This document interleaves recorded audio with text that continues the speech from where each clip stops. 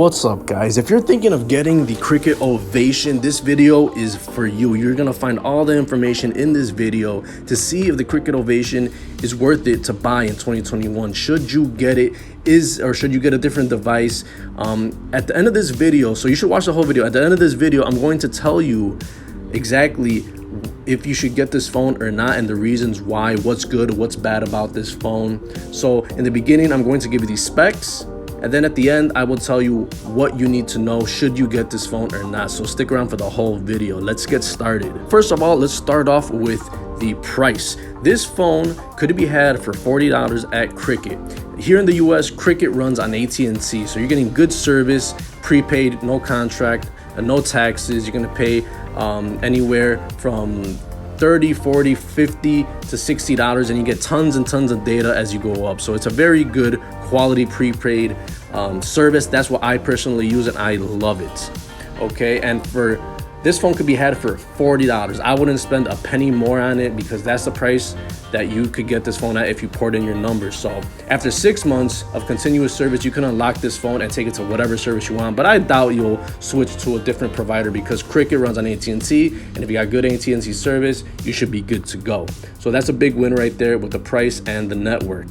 Next, the overall feel of the device is pretty good. I mean, it's made out of plastic. It's a plastic back, but it has that glass front. It's not gonna have a $800 price tag like a flagship Android, and it's not gonna have the quality of a $800, $1,000 iPhone. You're not gonna get that quality, but it's still gonna feel good in your hand, and I would slap a case on it regardless to protect it. Here in 2021, 5G phones are all the rage, but they are more expensive, and 5G isn't available anywhere. But LTE 4G is what's available on this device. This isn't a 5G phone, but LTE is still great speeds. It's still a great data connection because you can still watch nice HD videos. You can still stream. It's a very speedy network for browsing and everything, and it's available way more in areas. It covers lots of areas that 5G isn't there yet. So the network being on LTE is not too bad in 2021, especially for the $40 price. So for the overall size of this device, it's 6.7 inches tall, 3 inches wide, 0.35 inches thick. So it's not too big and it's not too small. It feels right in line with the average Android phone that costs a lot more, right in the same size. The weight is 6.1 ounces, so it's actually kind of light. It's not too bad. It's not gonna feel too heavy in your hand, not too heavy in your pocket. So the overall display size has a nice big screen, actually 6.5 inches, which is perfectly in line with most smartphones and flagships. You're gonna have a nice big screen. It's a 720p HD display, which isn't too bad at this price point. It's still gonna be good. It's not gonna be flagship, but this is gonna still look good.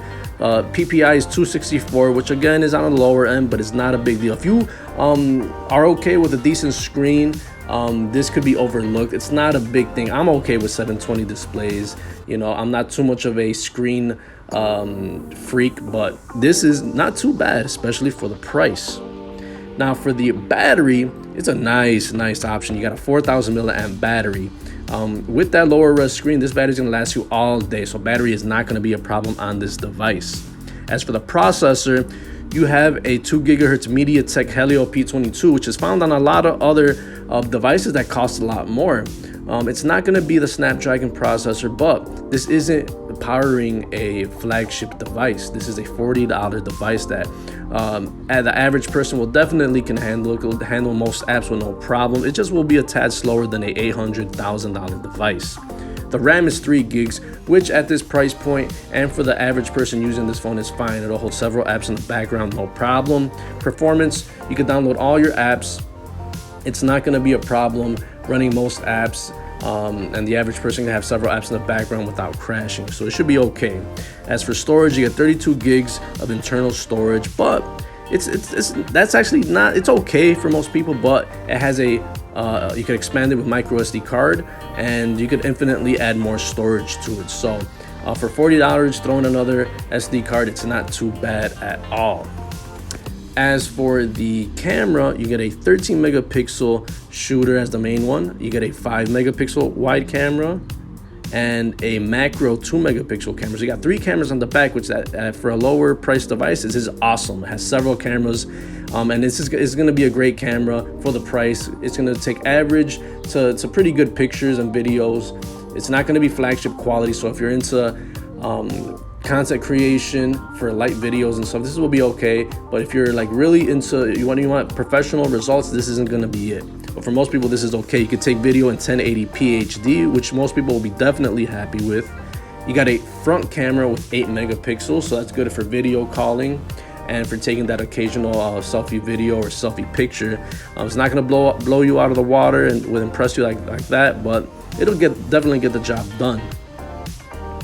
For the software, it's running Android 10, which is a little bit older version of Android, but I'll be totally honest with you, all your apps are going to work exactly the same, no problem. There's not much difference between Android 10, Android 11, and the newest one, Android 12, that hasn't even been released.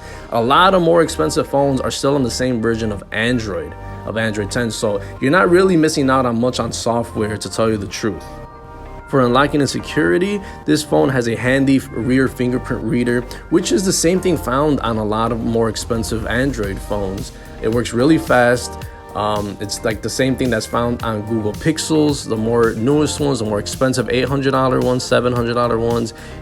This isn't a downgrade. This falls just in line with the more expensive flagships out there. Really good option to unlock your device. Phone also has NFC, which is a nice little bonus. You don't see a lot of phones at this price point with NFC. That basically means you could use it to pay for stuff. This has a USB Type-C charger, so this phone really feels modern. That USB Type-C port is the same port found on Samsung devices, on flagships, on S21s, on the most expensive Android. They still have USB Type-C port, so this is a very modern, contemporary way to charge your phone. And it's the same port found on laptops and Chromebooks and Mac and all types of other devices, tablets and iPads and stuff like that. Along with the micro SD card slot, this also has a headphone jack. Those are 2 features that are really nice to see on this phone. This $40 phone has those 2 features, while flagship devices have removed the headphone jack and micro SD card slot. So you're getting 2 bonuses on this cheaper device, lower price device, I should say. And that way you could connect your headphone, you could connect your mic, you could connect to your car to listen to music via aux cord. This is a very handy phone with handy features. So what is my conclusion? This is the question that you've been asking. This is what matters. So we went over the specs. Should you get the Cricket Ovation in 2021? Is it worth it? I'd say definitely yes. If you could get this phone for $40 by porting in your number, you're gonna be in love with this phone. It's your everyday device. It'll do everything that you need it to do. You got a big battery at 4,000 milliamps. This has a triple camera setup in the back. It has you got a micro SD card. It has a headphone jack. It has a lot of things going for this phone. It feels good in the hand. It'll do everything that you need it to do. This isn't too far off from getting the Samsung. You're not gonna spend $1,000 and feel comfortable. This one, spending $40, you will feel comfortable for most people if they don't feel comfortable spending that much on a phone. For $40, I wouldn't pay a penny more for that because there's some other phones that offer even more value if you pay a little bit more. But if $40 is your budget, you won't be disappointed by getting this phone. So it's definitely a go in 2021. So that's been my video, guys. Thanks for watching.